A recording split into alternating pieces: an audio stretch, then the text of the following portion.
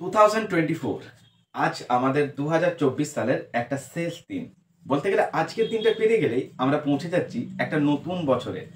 নতুন বছরে নতুনভাবে প্রত্যেকেই চায় নিজেকে কিছু একটা যেন আমি সেটেলমেন্ট করতে পারি। ইনফ্যাক্ট এই যে নতুন বছরটা, যাতে করে সেটা আমার জন্য একটা বেস্ট ইয়ার হতে পারে, লাকি ইয়ার হতে পারে। তো যেসব বন্ধুরা প্রিপারেশন করছো, ইনফ্যাক্ট তোমাদের একটা লক্ষ্য রয়েছে যে হ্যাঁ ডেফিনেটলি আমাকে একটা ক্র্যাক করতে হবে, আমি নিজেকে একটা নতুন পরিচয় নিয়ে নতুন জীবনে একটা যেন নিজেকে প্রতিষ্ঠিত করতে পারি। তো ম্যাক্সিমাম নাম্বার অফ স্টুডেন্ট কিন্তু যারা ডাব্লিউবি কেপির জন্য প্রিপারেশন নিচ্ছ, তাদের দিকে তাকিয়ে রয়েছে আজকে একটা গুড নিউজ। তো আজকের এই গুড নিউজটা তোমাদের জন্য যেটা রয়েছে সেটা বলতে পারো ওয়ান টাইপ অফ একটা সারপ্রাইজ। তার জন্য তোমাদেরকে ভিডিওটা শেষ পর্যন্ত দেখতে হবে, কোনো রকমভাবে কিন্তু কোনো স্কিপ করা যাবে না। তো হ্যালো বন্ধুরা, আমি রাজ, রেলওয়ে চ্যালেঞ্জার ইউটিউব চ্যানেলে তোমাদের আরও একবার স্বাগত।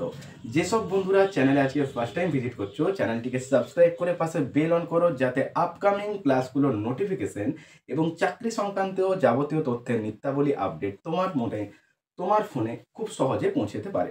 তো আজকের ভিডিওতে তোমরা যে ইন্টারেস্টিং জিনিসটা জানতে পারবে সেটা কি, দেখো ডাব্লিউবিপি কেপির একটা এক্সাম ডেট যেটা ভাইরাল ডেট হয়ে এসেছে সেটা হচ্ছে 12 ফেব্রুয়ারি।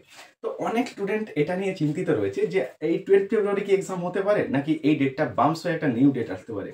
যেরকম দেখো কেপি প্রিলিমস যখন এক্সাম ডেটটা এলো, তার আগে কিন্তু অলরেডি দুটো ডেট দেওয়া হয়েছিল, সেগুলো বাম্পস খেয়ে কিন্তু একটা ডেট হয়েছিল। তো মনে রাখবে, যদি 12 ফেব্রুয়ারি এক্সাম ডাব্লিউপি বা কেপি কোনো একটা যদি ডেট হতো, তাহলে কিন্তু পিআরবির অফিসিয়াল নোটিফিকেশনে আমরা কিন্তু সেই ডেটটা দেখতে পেতাম। বাট দেখো, আমরা কিন্তু পিআরবি থেকে কোনো অফিসিয়ালিভাবে কিন্তু কোনো নোটিশ পাচ্ছি না, কিন্তু যে ডেটটা ভাইরাল হয়ে এসেছে সেটা কোনো একটা জায়গা থেকে এসেছে।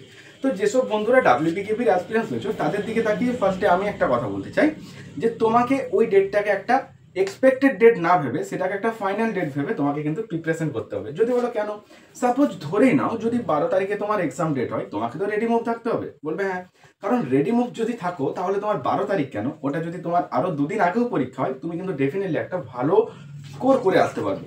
ফার্স্ট অফ অল একটা জিনিস প্রত্যেককে মনে রাখতে হবে যে ডাব্লিউবিপির এক্সামে যে চেঞ্জেসটা তুমি এবারে দেখতে পাচ্ছ, সেটা কিন্তু বিগত বছরে আমরা এই চেঞ্জটা দেখিনি।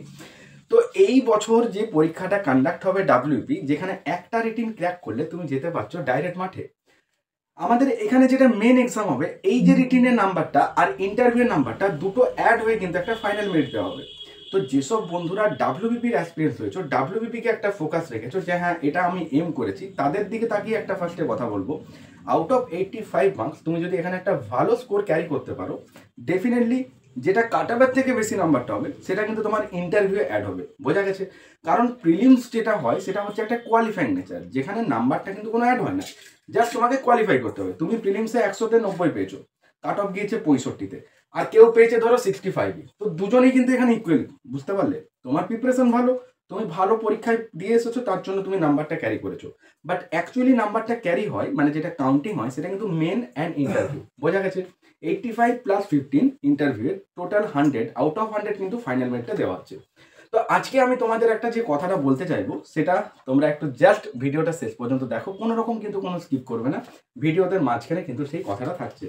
তো ফার্স্ট অফ অল তোমাদের একটা কথা বলে রাখতে চাই, কলকাতা পুলিশের যেটা এক্সাম প্যাটার্ন, সেটা কিন্তু সেম ম্যাচ বিগত বছরে যেভাবে হয়ে এসছে একই রকম রয়ে গেছে। ডাব্লিউবিপির ক্ষেত্রে যেহেতু চেঞ্জটা এসেছে, এটা অনেকের কাছে একটা বলতে পারো ভালো লেগেছে, আবার অনেকের কাছে কিন্তু এটা একটা ভয়ানক ব্যাপার হয়ে গেছে। কারণ রিটিন একটা, আর যে এক্সামগুলোতে একটা রিটিনে কন্ডাক্ট হয়, সেখানে রিটিনটার ওয়েটেজ কি হতে পারে সেটা আশা করছি তোমরা বুঝতেই পারছো। কারণ যেখানে একটা রিটিন পেরিয়ে গেলে মাঠ, এখানে মাঠটা যে খুব হার্ড এমনটাও না। কারণ 1600 মিটার রান তোমাকে 6 মিনিট 30 সেকেন্ডে দিতে হবে। আজকে যদি তুমি এসএসসি জিডির রান দাও আর পেপের রান দাও, সেখানে রানটা কিন্তু তোমাকে একটা হার্ড মেহনত করতে হচ্ছে। বাট এখানে 6 মিনিট 30 সেকেন্ড তুমি যদি রেগুলার একটা প্র্যাকটিসের মধ্যে থাকো, definitely you can do it. কারণ এটা খুব যে কঠিন এমনটা না, যেখানে কোনো হাই জাম্প নেই, লং জাম্প নেই, জাস্ট তুমি রান দিয়ে কিন্তু একটা মাঠ কোয়ালিফাই করে দিচ্ছ। বোঝা গেছে? তো রিটিনটা তুমি যখনই ক্র্যাক করবে, সাপোজ তুমি ধরে নাও, অনেক বন্ধুরা বলে যে দাদা কতই কাট অফ যাবে, ইডাব্লিউএস এর কতই কাট অফ যাবে, এসসি এসটিদের কত কাট অফ যাবে। তো দেখো, একটা কথা মনে রাখতে হবে, তুমি যদি মেল ক্যান্ডিডেট হও বা তুমি যদি একজন ফিমেল ক্যান্ডিডেট হও, তোমাকে এসব মাথার থেকে প্রথমে আউট করতে হবে। যদি বলো কেন, একটা তো আমাকে এম করে এগোতে হবে। যদি তোমার মনে হয় যে সেফ স্কোর কত হতে পারে, তাহলে আমার ভিডিও সেকশনে তুমি দেখো আমার এই ওরিয়েন্টেড ভিডিও পাবে। প্লেলিস্ট সেকশনে লীলা রয় ক্র্যাকের ম্যাথ রিজনিং এর সলিউশন আছে। আর জানুয়ারি মাস থেকে আসছে তোমাদের জন্য একটা ধামাকা। সেটা কি? তোমাদেরকে বলবো। তো তোমাদেরকে একটা কথা মনে রাখতে হবে যে ডাব্লিউবিপিতে যেহেতু একটা রিটিন হবে, তাহলে আউট অফ 85 মার্কস তুমি যদি একটা ভালো স্কোর করে নাও, যে নাম্বারটা দেখা গেল যে কাটঅফের থেকে তুমি একটু এক্সিস পেয়ে আছো, বোঝা গেছে, তাহলে যখনই তুমি কাটঅফের থেকে একটু এক্সিস নাম্বারটা থাকবে, সেটা তো ইন্টারভিউ যখন যাবে সেখানে তো মুখ দেখাতে কি করে কোশ্চেন জিজ্ঞাসা করা হয় না, ওখানে একটা নাম্বার রাখা হয়, যে নাম্বারটা 15 নাম্বার, এটা তোমাকে ওখানে একটা স্কোর ক্যারি করতে হবে। কিন্তু তুমি একটা জিনিস মন থেকে ভেবে বলো তো, যে ইন্টারভিউয়ে যে তুমি যে নাম্বারটা ক্যারি করবে সেটা কি টোটালি তোমার হাতে রয়েছে? বলবে না। কারণ দেখা গেল ওখানে তোমাকে কিছু জিজ্ঞাসা করা হলো, কোশ্চেন্স করা হলো জিকে থেকে, কিছু ওরাল ম্যাথ দিতে পারে, বলতে পারে যে এমন একটা নদীর নাম বলো যে নদীটার নামে নিজস্ব আবার একটা জেলা রয়েছে, উত্তর হবে হুগলি, হুগলি জেলা আবার হুগলি নদী। তো ওখানে তোমাকে ভেরিয়াস টাইপ অফ কোশ্চেন্স করতে পারে, একটা গুণ করতে দিতে পারে, ঠিক আছে। তো মনে রাখবে যেখানে তোমার একটা পারফরমেন্স মানে খুব যদি ভালো হয়, সেই নাম্বারটা কিন্তু রয়েছে অ্যাকচুয়ালি এক্সামিনারের হাতে, বোঝা গেছে। কিন্তু তুমি যদি রিটিনে একটা ভালো স্কোর করতে পারো, যেটা রয়েছে টোটালি কিন্তু তোমার হাতে, বোঝা গেছে। কারণ রিটিনের যে নাম্বারটা সেটা তো তোমার কাছে রয়েছে, নিজের হাতে পেন, নিজের হাতে ওএমআর, তুমি নিজের বেস্ট প্রিপারেশনটা দিয়েছো, নিজের বেস্ট দিয়ে এসো এক্সামে, তাহলে তো তুমি একটা ভালো স্কোর করবে। এবার সাপোজ ধরে নাও একটা কাট আপ গেল কোনো একটা রেঞ্জে, তুমি তার থেকে 5-7 নাম্বার এগিয়ে আছো, আবার কেউ গায়ে গায়ে রয়েছে, ভালো করে বুঝতে হবে জায়গাটা, বুঝতে পারলে? অনেক বন্ধু রয়েছে যারা ফাইনাল মিনিটে গিয়ে কিন্তু বাদ যাচ্ছে, অথচ তারা রিটিন বেরোচ্ছে, মেন ক্লিয়ার করছে, মাঠ ক্লিয়ার করছে, দেখা যাচ্ছে যখন ফাইনাল মিনিট 0.25, 0.75 একটা নাম্বারের জন্য ক্র্যাক করতে পারছে না। এবার ওই একটা নাম্বার পরীক্ষাতে যদি ও পেয়ে যেত বা ইন্টারভিউ যদি পেয়ে যেত, তাহলে হয়তো চাকরিটাই পেয়ে যেত, বোঝা গেছে। যেসব বন্ধুরা একদম লাস্ট এজে এসে দাঁড়িয়েছো, প্রথমত দেখো ডাব্লিউবিপি, কেপি এগুলোর এজ লিমিট বাড়ানো হয়েছে, যেটা জেনারেলদের তো 30। তাহলে যেসব বন্ধুরা হয়তো আগে প্রিপারেশন নিত, তারা হয়তো সেখানে সিলেকশন নিতে পারেনি, কোনো কারণে ব্যর্থতা পেয়েছে, আজকের দিনে কিন্তু তারাও জেগে উঠেছে যে আমরাও একটা সুযোগ পেয়েছি, এই সুযোগ আর হাতছাড়া করতে পারবো না। আর বারবার যে এত রিক্রুটমেন্ট আসবে এমনটা নাও হতে পারে। আজকে 12,000 রিক্রুটমেন্ট, যেখানে আমাদের জন্য সিট অনেকই সীমিত, বাট দেখা গেল নেক্সট ইয়ার আবার একটা রিক্রুটমেন্ট আসছে, পরের বছর আবার একটা রিক্রুটমেন্ট আসছে। তো রিক্রুটমেন্ট তো আসতে থাকবে, কিন্তু পুলিশ পরীক্ষার সাথে ক্লার্ক এক্সামের একটা ডিফারেন্স রয়েছে, কিসে না এখানে এজ আছে, এখানে গ্রাউন্ড আছে, বুঝতে পারলে? তো বয়সের সাথে সাথে যদি বলো পুলিশ পরীক্ষাগুলোকে ক্র্যাক করতে হবে, তাহলে এজটা থাকতে থাকতে তোমাকে সেই লেভেলে একটা পৌঁছে যেতে হবে।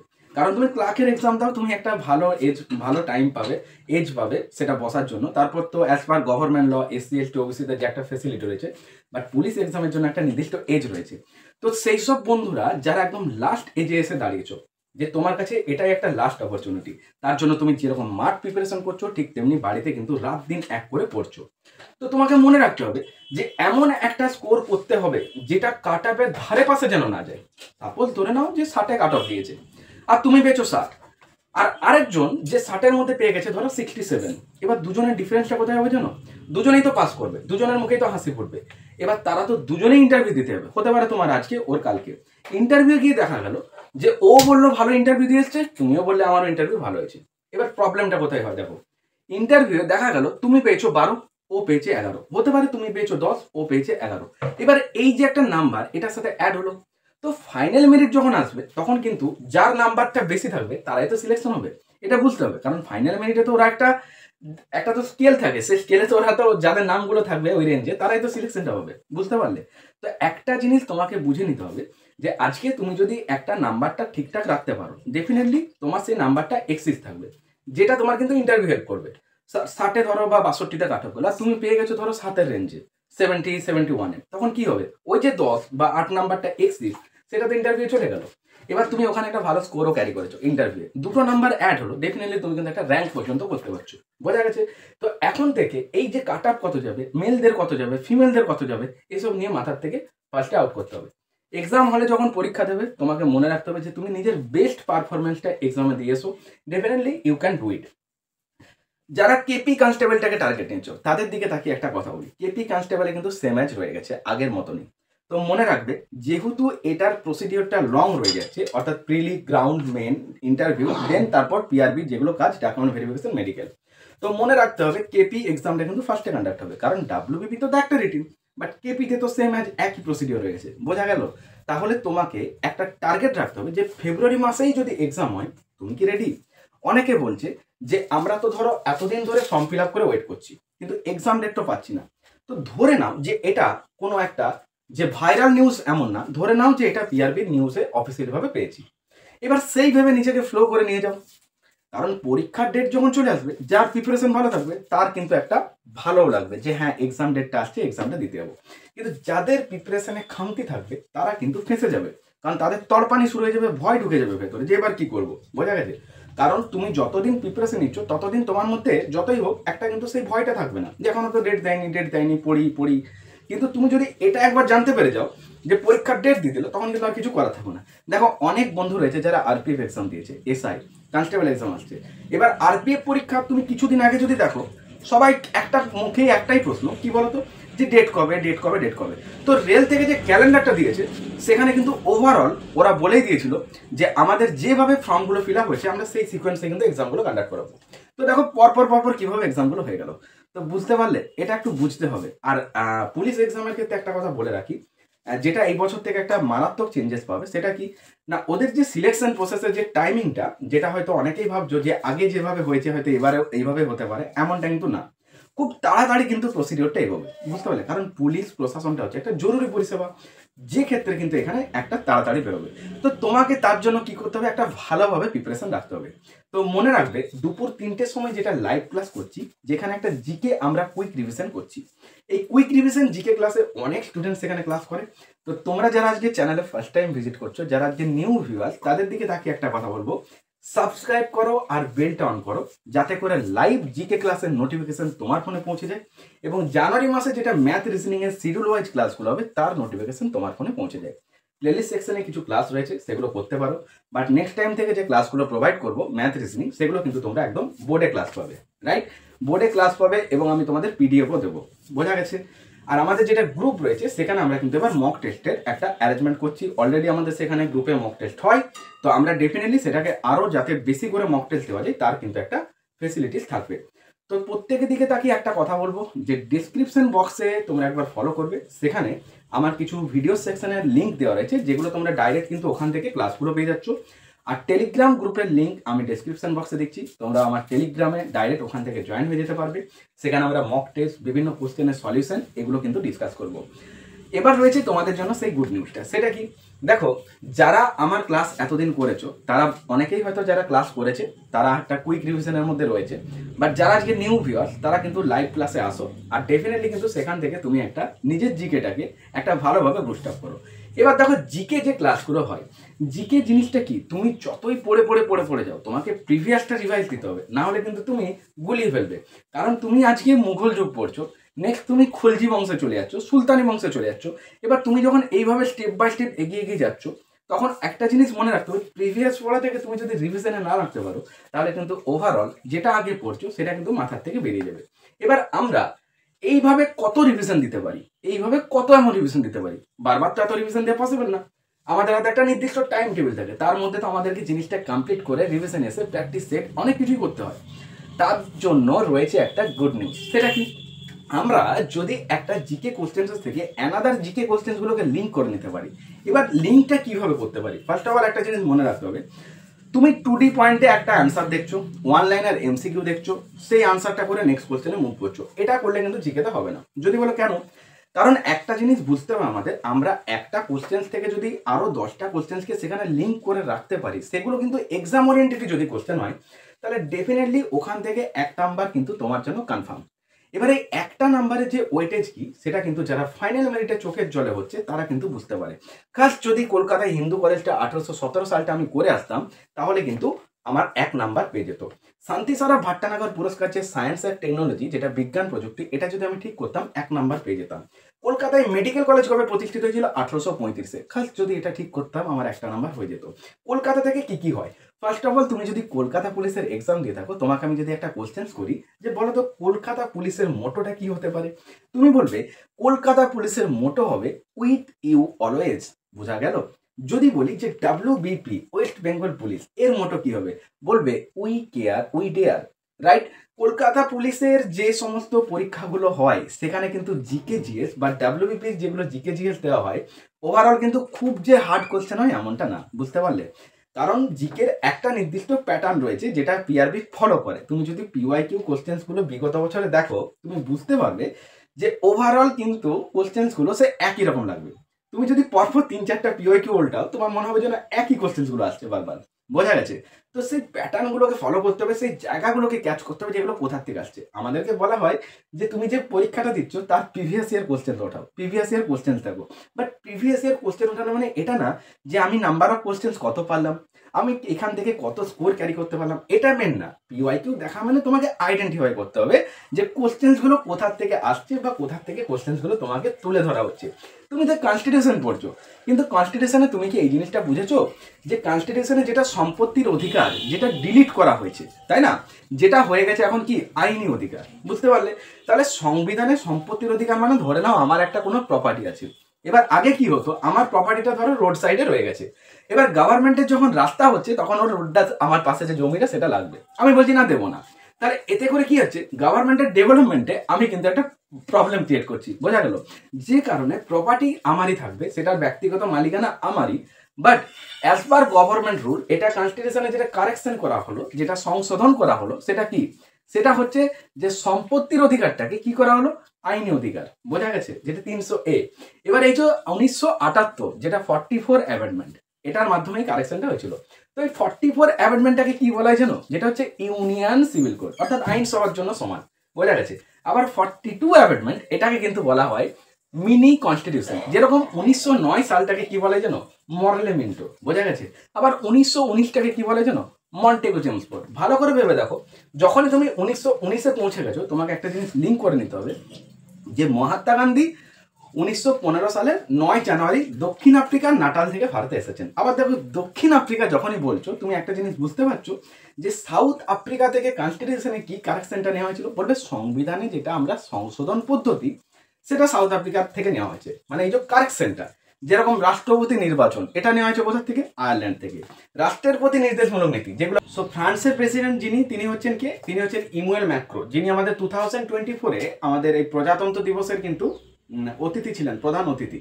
তো মনে রেখে দেবে, যেরকম রাশিয়ার প্রেসিডেন্টের নাম ভ্লাদিমির পুটিনি। তো মনে রাখতে হবে যে রাশিয়া আবার আয়তনের মধ্যে ওয়ার্ল্ডের মধ্যে 1 নম্বর র্যাঙ্কে রয়েছে। সব থেকে ছোট তো বলতে গেলে আমাদের ভ্যাটিকান সিটি। তো মেনলি দেখো, রাশিয়া, কানাডা, চীন, ইউএসএ, ব্রাজিল, অস্ট্রেলিয়া, তারপরে হচ্ছে আবার ইন্ডিয়া। তো আমাদের ইন্ডিয়া পর্যন্ত মনে রাখতে হবে। আবার আয়তনের নিরিখে ভারতের মধ্যে ওয়েস্ট বেঙ্গলে যদি র্যাঙ্ক বলি, সেটা হচ্ছে কিন্তু কে, সেটা হচ্ছে বলবে ডেফিনেটলি কত বলো, আয়তনের নিরিখে যদি বলি ওয়েস্ট বেঙ্গলের র্যাঙ্ক কত, বলবে সেটা হচ্ছে 14। কারণ ভারত 7, ওর দ্বিগুণ করে মনে রাখো, যেটা হচ্ছে 14, রাইট। আর আয়তনের মধ্যে ভারতের মধ্যে বৃহত্তম রাজ্যটার নাম তো রাজস্থান, ঠিক আছে, যেখানে রানাথাম্বার, সরিস্কা, এই সমস্তগুলো রয়েছে। আর তার পাশাপাশি মনে রাখতে হবে রাজস্থানে যেটা জয়পুর, যেখানে একটা হস্তি উৎসব হয় খুব সুন্দর, আর জয়পুরকে আমরা বলি পিঙ্ক সিটি। আর রাজস্থানে রয়েছে কি, আরাবল্লী সর্বোচ্চ শৃঙ্গ, যেটা গুরু শিখর, পরীক্ষাতে অনেকবার দেয়। এখানে চলমান বালিয়াড়িটাকে কি বলে, ধ্রিয়ান।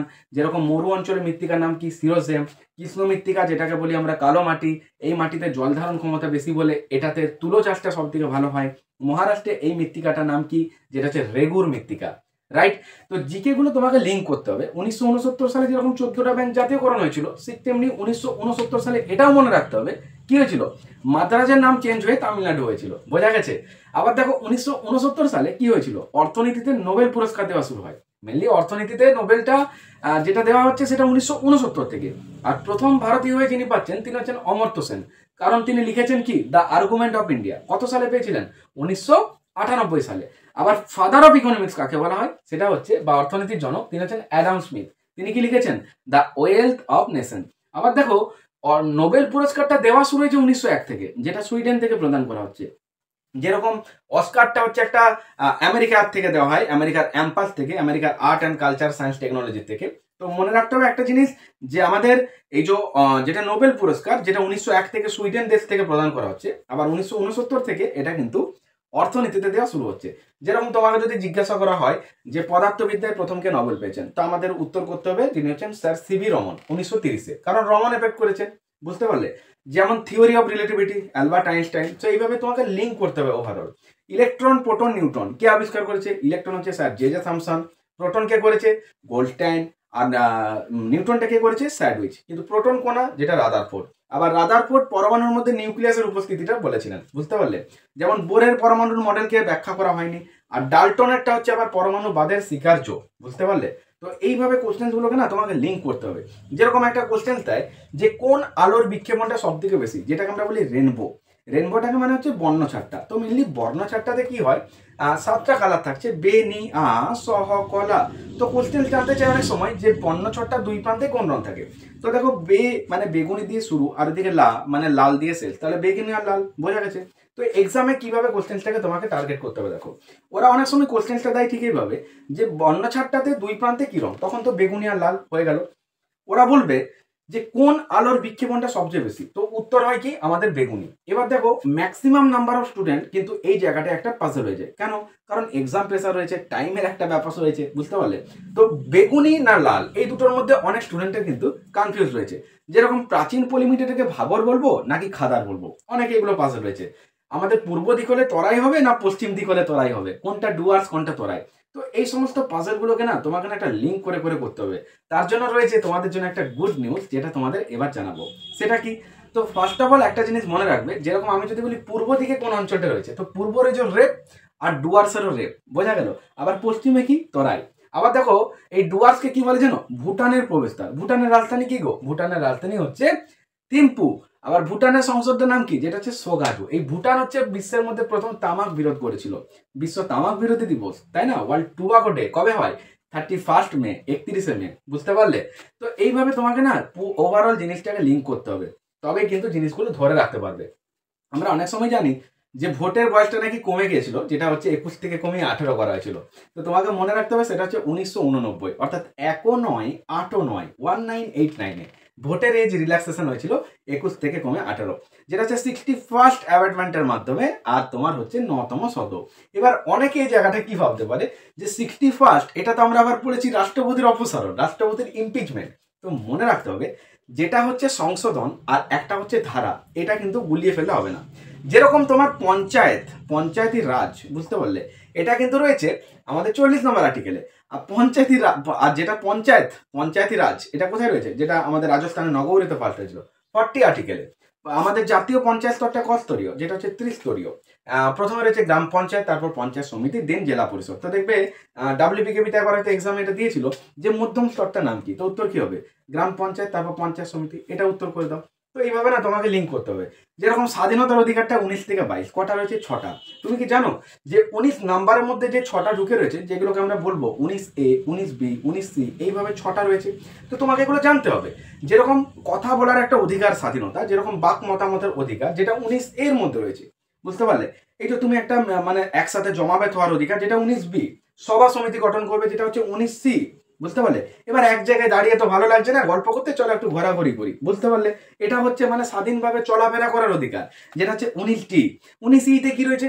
1978 44 অ্যামেন্ডমেন্টের মাধ্যমে, যেটা সম্পত্তির অধিকারটাকে আইনি অধিকারে নেওয়া হলো, বুঝতে পারলে? মানে কি, আমি ঘুরতে গেছি কোথাও, ভালো লেগেছে, একটা প্রপার্টি কিনবো, তো ওরা রুল করে রেখেছে প্রপার্টি কিনুন, বাট আমাদের যখন দরকার পড়বে আপনাকে দিতে হবে না। ওকে, ঠিক আছে, আপনারাও নেন। আমি কি করব? পেশা ব্যবসা বাণিজ্য করে আবার কিনে নেবো। তাহলে 6 নাম্বারটা হচ্ছে স্বাধীনভাবে পেশা ব্যবসা বাণিজ্য করার অধিকার। যেরকম ধর্মীয় স্বাধীনতার অধিকার 25 থেকে 28, তো পার্টিকুলার কোনটা রয়েছে? 32 আর্টিকেলকে কি বলেছেন আমাদের ডাক্তার B.R. আম্বেদকর, যাকে বলা হয় সংবিধানের উপকার, কি বলেছেন? বলবে হার্ট অ্যান্ড সোল, হৃদয় এবং আত্মা। কিন্তু তুমি কি জানো যে শুধুমাত্র আত্মাকে বলেছেন? সেটা আবার ঠাকুরদাস পর্ব। যেরকম প্রস্তাবনাকে সংবিধানের চাবিকাঠিকে বলেছে স্যার আর্নেস্ট বার্কার। তো এই সব জিনিসগুলোকে তোমাকে লিঙ্ক করে করে পড়তে হবে, তবেই তুমি কিন্তু এখানে ধরে রাখতে পারবে। এই যে আমরা বলি রিভিশন করতে হবে, একটা কুইক রিভিশন করছি, এগুলো কিভাবে করছি? ওভারঅল একটা কোশ্চেন্স থেকে অ্যানাদার কোশ্চেন্সগুলোকে লিঙ্ক করতে হয়, বা সেই কোশ্চেন্সটা থেকে এক্সাম ওরিয়েন্টেড আরও যে কোশ্চেন্সগুলো রয়েছে সেটাকে তার সাথে লিঙ্ক করে আমাদের একটা কুইক রিভিশন দরকার। তার জন্য তোমাদের দিকে একটা তাকিয়ে কথা বলবো যে খুব শীঘ্রই তোমাদের জন্য একটা জিকে ব্যাচ লঞ্চ করছি, যেটা মাত্র 1 মাসের একটা ব্যাচ হবে। তো তোমাদের সপ্তাহে 2 দিন থেকে বা 3 দিন ক্লাস থাকবে। ওভারঅল আমি নেক্সট কোনো একটা ভিডিওতে এটা ওরিয়েন্টেড সব বলে দেবো। খুব স্বল্প মূল্যে তোমরা এটা পারচেস করতে পারবে। 1 মাসের জন্য কেন রাখছি? অনেক স্টুডেন্ট রয়েছে যারা বলতে পারে যে জিকে তো অনেক বড় সিলেবাস, তাহলে 1 মাসের মধ্যে এটা কিভাবে পসিবল যে 1 মাসের মধ্যে আমি কমপ্লিট করতে পারবো? একটা কথা তোমাকে বুঝতে হবে, যেসব স্টুডেন্টরা প্রথম থেকে একটা সুন্দর প্রিপারেশন নিয়ে আসছে, অর্থাৎ তারা ফ্লোটা কন্টিনিউ রেখেছে, তাদের কিন্তু ওভারঅল কমপ্লিট হয়ে গেছে, রিভিশন হয়ে গেছে, তারা এখন র্যান্ডাম প্র্যাকটিসে দিচ্ছে। বাট অনেক স্টুডেন্ট এরকমও থাকে যারা প্রথমে ফর্ম ফিল আপ করার পর একটা মারাত্মক তাদের মধ্যে জোশ ক্রিয়েট হয় যে হ্যাঁ আমাকে পেতেই হবে, বাট কোনো একটা টাইমে এসে তারা কিন্তু আবার থিতিয়ে পড়ে, যে আবার তারা জেগে ওঠে পরীক্ষার টাইমে। তো এই সমস্ত স্টুডেন্ট যারা রয়েছে, যারা জিকেটা এখনো পর্যন্ত কমপ্লিট করতে পারোনি, তারা হয়তো ওয়ান লাইনার এমসিকিউ খুঁজছো, এখন পিডিএফ খুঁজছো, তো তাদের দিকে তাকিয়ে একটা কথা আমি বলতে চাই যে 1 মাসের আমি একটা ব্যাচ আনছি, এটা আমি যদি আজকে 3 মাসের করতাম তাহলে কিন্তু তোমাদেরই লস হতো। যদি বলো কেন? কারণ এক্সাম ডেটটা যদি দিয়ে দেয় তাহলে তো আমি কোর্সটা কমপ্লিট করতে পারবো না। বুঝতে পারলে?